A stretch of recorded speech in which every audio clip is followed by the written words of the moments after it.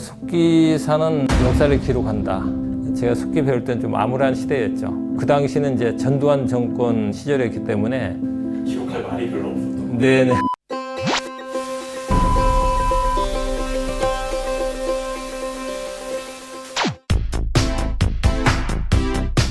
제가 1984년도에 이제 속기사가 됐었죠. 뭐 할 수 있는 사람은 몇백 명은 지금도 남아 있죠.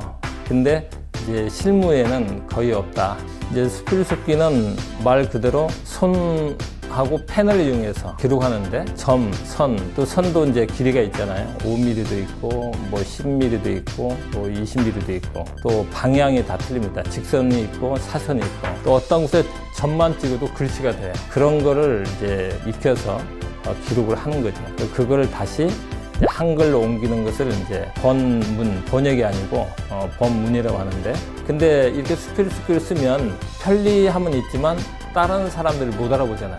그래서 다른 사람들이 알아볼 수 있게 번문하는 시간이 좀 걸리는 편이고, 일반인은 뭐 100% 못 알아보고요. 수필 속기는 같은 속기사라도 거의 알아보는 경우가 힘들기 때문에 뭐 비밀 노트 이런 데도 활용이 되고, 저는 지금도 모든 대화나 전화나 그 수필 속기로 다 기록을 합니다. 아무래도 이제 그 전화 내용도 그대로 해서 나중에 그분이 어떠한 목적으로 어떻게 얘기를 했구나, 그래서 정확히 알아서 속기를 안 했던 분보다는 좀 실수를 않는 편이죠.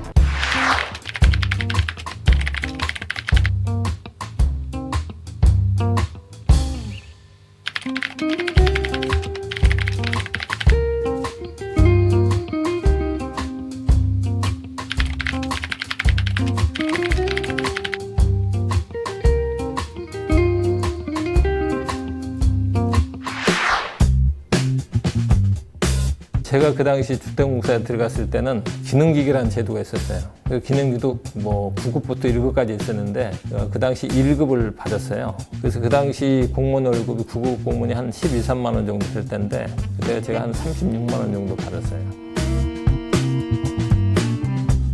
속기사가 거의 없었죠.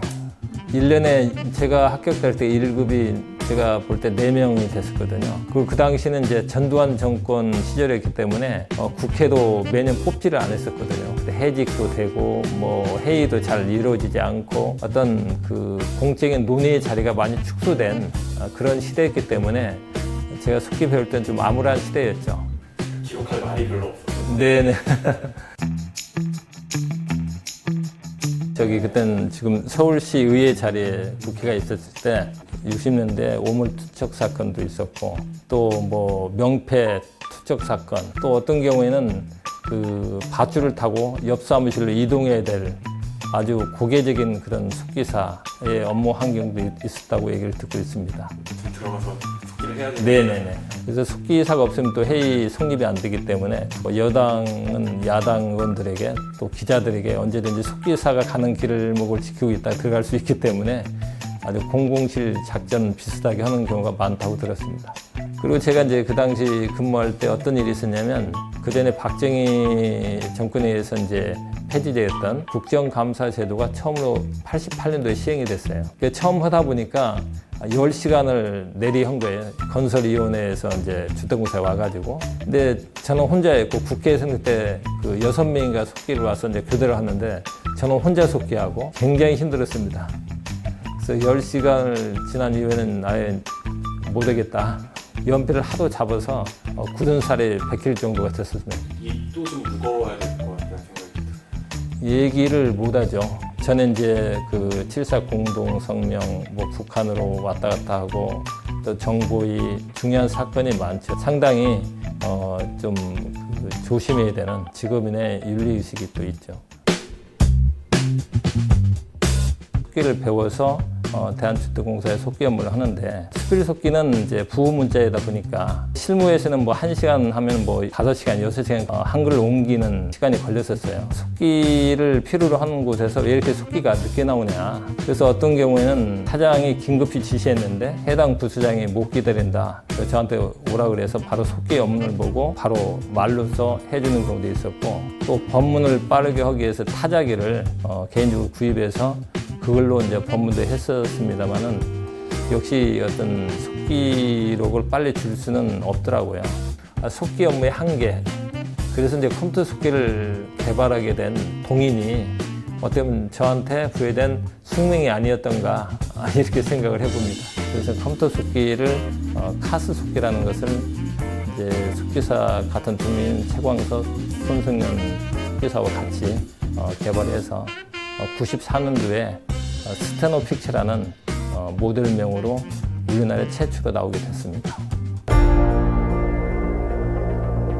이제 속기사는 이제 아는 만큼 드린다고 해요. 특히 배울 때부터 그래서 신문 보기를 많이 강추하고 있어요. 특히 지면신문. 그래서 일면부터 끝면까지. 왜냐하면 속기사가 하는 일이 사회 어떤 지도층 또 사회 바닥 이 소송 사건까지 담당하기 때문에 신문에는 뭐 정치, 경제, 사회, 문화, 교육, 스포츠, 국제 모든 사항이 다 나와 있거든요. 그래서 그런 부분을 한다면 아주 최고의 속기사가 될 수 있는 소질이 된다. 그렇게 말씀드리고 싶습니다. 속기를 잘 활용을 하지 않죠.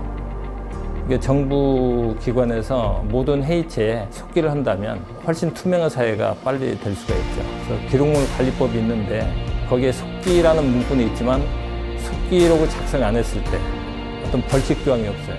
그러니까 정부 기관에서조차 잘 이행을 하지 않고 있죠. 뭐 한 장으로 뭐 통과 여부만 얘기를 하기 때문에 나중에 누가 어떤 얘기를 했고 어떻게 결정됐는지 모르기 때문에 지금 사회적인 어떤 비용이 엄청나게 몇십 조가 투입되고 있습니다. 그래서 앞으로는 모든 회의체에 뭐 행정부뿐 아니라 검찰, 법원, 모든 위원회가 이런 모든 것이 속기사에 의한 속기록이 어떤 그 의무화 된다면 그런 비용이 훨씬 줄어들 거다. 그리고 또 이런 것이 되려면 속기사법이 꼭 제정이 되어서 속기사법에 의한 기록이 되는 나라, 그런 속기스러운 나라가 되기를 소망합니다.